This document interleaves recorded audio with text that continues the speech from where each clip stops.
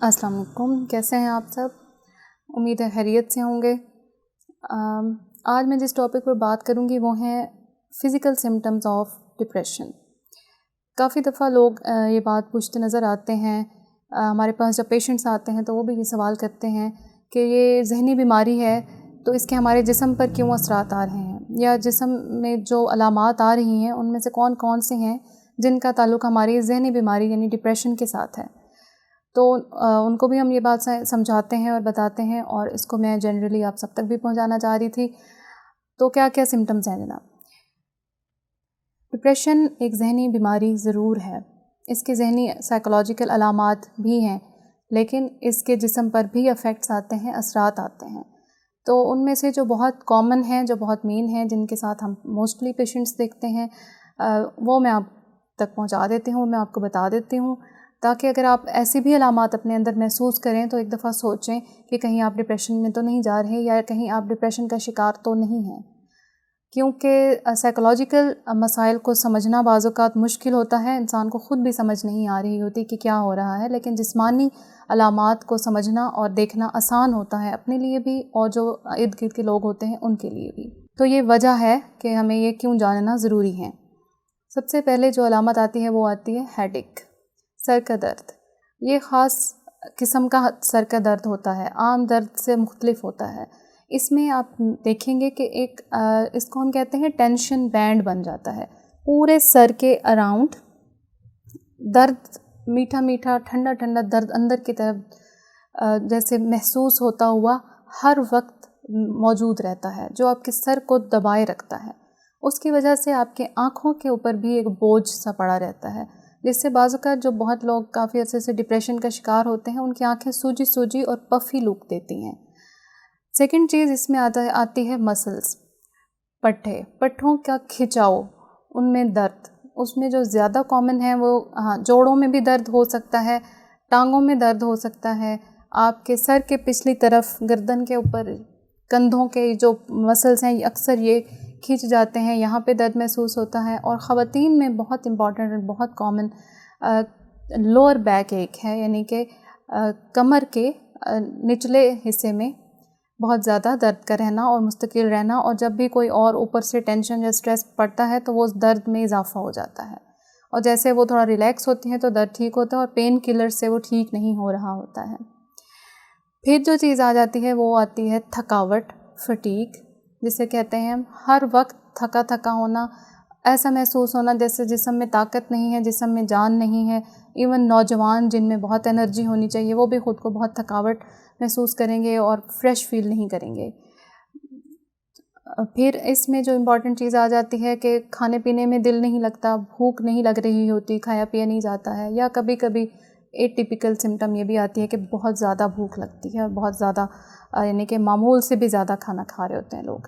اسی طرح نیند ہے، نیند میں بھی یہ دونوں چیزیں ہو سکتی ہیں، زیادہ تر نیند کم ہو جاتی ہے، یا جو نیند آتی ہے وہ ایسی ہوتی ہے کہ اٹھنے کے بعد آپ تازہ دم محسوس نہیں کرتے، مزید تھک جاتے ہیں۔ نیند میں بہت زیادہ ایکسٹریم خواب آتے رہتے ہیں اور وہ آپ کو اور تھکا دیتے ہیں، یا نیند آنے میں بہت ٹائم لگ رہا ہوتا ہے، بڑی مشکل سے آتی ہے،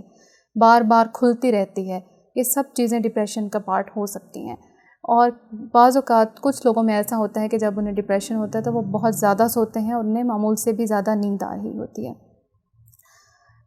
ایک اور important symptom G I T سے ریلیٹڈ ہے، یعنی کہ ہمارا جو معدہ ہے، ہمارا جو آنتیں ہیں، اس کے متعلق، معدے کے متعلق مسائل، اس میں تیزابیت ہو سکتی ہے، ہر وقت تیزابیت کا رہنا، اس میں آپ کو ڈائریا رہ سکتا ہے، اس میں قبض رہ سکتی ہے۔ یہ سارے مسئلے ہر وقت پیٹ کے مسائل میں آپ الجھے رہیں گے اور اس کی کوئی وجہ بھی سمجھ میں نہیں آئے گی، اور دوائیوں سے فرق بھی نہیں پڑ رہا ہوگا، آپ ہر تھوڑے دن بعد پھر وہی چیز فیس کر رہے ہوں گے۔ ایک اور امپورٹنٹ چیز جو ڈپریشن میں ہوتی ہے وہ سائیکو موٹر چینجز آتے ہیں، یعنی کہ آپ کے جسم اور آپ کے نروز کا تعلق ہوتا ہے، اس کی وجہ سے جسم میں یا تو بہت بے چینی ہوتی ہے کہ ایک شخص آرام سکون سے بیٹھ ہی نہیں سکے گا، ہر وقت وہ بے چین اور ریسٹ لیس ہوگا، ہر وقت یا تو وہ بیٹھا بھی ہے تو وہ اس کے باڈی کا کوئی پارٹ حرکت کرتا ہوا نظر آ رہا ہوگا، یا وہ جم کر ٹک کر کام نہیں کر سکے گا، اٹھ کے آ رہا ہے جا رہا ہے۔ اور ایک اس کے اپوزٹ ہوتا ہے، وہ سیویئر ڈپریشن میں ہوتا ہے جس میں مکمل چیزیں سلو ہو جاتی ہیں، ایون بات کرنا، ایون سوچنا، ایون کھانا پینا، سب کچھ شخص بالکل سلو ہو جائے گا، بالکل اس کی ساری موومنٹس بہت کم ہو جائیں گی، جس کو ہم ریٹارڈیشن کہتے ہیں۔ پھر اس کے ایفیکٹس آتے ہیں for the girls, for the females. میں اس چیز کو زیادہ ہائی لائٹ کرنا چاہ رہی تھی کہ چونکہ ڈپریشن کی وجہ سے بہت ساری ہارمونل چینجز بھی آ رہی ہوتی ہیں جسم کے اندر، تو آپ کا فیس بہت ڈل رہتا ہے، آپ کا فیس کا لک جو ہے وہ لائف لیس ہو جاتا ہے۔ ایک تو وہ لٹکا ہوا ہوگا، جیسے ایک لو موڈ ہوتا ہے، اداس چہرہ ہوتا ہے، اور دوسرا وہ بہت لائف لیس لگے گا، کمپلیکشن بالکل ڈل ہو جائے گا، اس میں جو رونق ہے، جو تازگی ہے وہ ختم ہو جائے گی، بالکل آنکھیں سوجی سوجی سی رہیں گی، آپ کے بال کمزور ہونا شروع ہو جائیں گے، بہت زیادہ گرنا شروع ہو جائیں گے، اور ایون آپ کی جو آئی سائٹ ہے وہ بھی آپ کو لگے گا کہ آپ کا ویژن کلیئر نہیں ہے۔ ضروری نہیں یہ علامات سب لوگوں میں ہوں، ان میں سے کچھ کسی نہ کسی میں ہو سکتی ہیں۔ لائٹ سے ایک خاص سینسٹیویٹی سی ہو جاتی ہے، روشنی نہیں اچھی لگتی ہے، کسی کو شور کا برداشت ہونا بہت مشکل ہو جاتا ہے، اس کے جو ہے سینسٹیویٹی ہیئرنگ کی بہت بڑھ جاتی ہے اور ان سے شور کی ٹالرنس نہیں ہو رہی ہوتی ہے، اور آئی تھنک ساری جو مین سمٹمز ہیں وہ کور ہو چکی ہیں۔ ایک اور بات میں ہائی لائٹ کرنا چاہتی ہوں کہ بہت سے لوگ یہ بھی بات کرتے نظر آتے ہیں کہ انہیں بہت زیادہ چکر آتے ہیں، لیکن جب وہ دماغ کے کسی بھی ڈاکٹر کے پاس، نیورو سرجن، نیورو فزیشین کے پاس جاتے ہیں تو وہ کہتے ہیں کہ کوئی ایسا مسئلہ نہیں ہے، تو انہیں سمجھ نہیں آتی ہے کہ پھر یہ مسئلہ ہو کیوں رہا ہے۔ تو بہت زیادہ چکروں کا آنا بھی ون آف دا سمٹم ہو سکتا ہے ڈپریشن کا، لیکن اس میں رول آؤٹ کرنی پڑتی ہے نیورولوجیکل یا ایئر کی کازز کو۔ پھر اور ایک اور بہت کامن کمپلینٹ ہوتی ہے کہ سر میں گولا سا بن جاتا ہے اور وہ گھومتا رہتا ہے، اسے چکر آتے ہیں، یا وہ کسی ایک جگہ پہ